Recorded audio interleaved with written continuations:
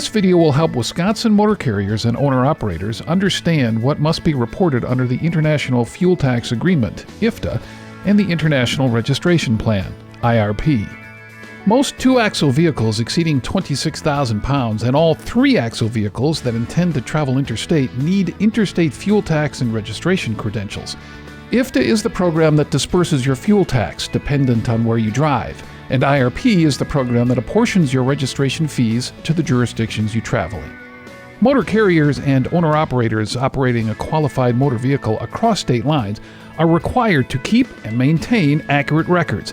You need to report your miles yearly for IRP.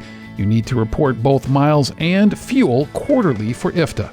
A daily vehicle mileage and fuel report trip sheet is the starting point for meeting this requirement. This video covers the Wisconsin DOT's daily trip sheet, Form MV2687, found online by searching Daily Report on our website at wisconsindot.gov.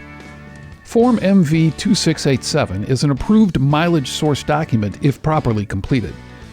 A daily individual vehicle distance record and fuel report must account for all miles traveled and all fuel purchased. Each trip sheet has some basic information on it. The trip sheet must have the start date and end date of the trip. Also, the name of the licensee or registrant and the unit number are required. The information that is recorded for reporting purposes includes the trip origin, destination, the route of travel, which means all highways traveled, the beginning and ending odometer reading for each trip, jurisdiction name, the total mileage in each jurisdiction, and the total miles of that trip. This example shows a trip that originates in Milwaukee, Wisconsin, and goes to West Hazelton, Pennsylvania, the destination. The trip date is listed on the far left of the form. The beginning odometer reading will be entered on the top of the form under Odometer Reading Begin. This is what the odometer reading will be for the beginning of this trip. Each time the vehicle crosses a state or jurisdiction border, record the odometer and jurisdiction.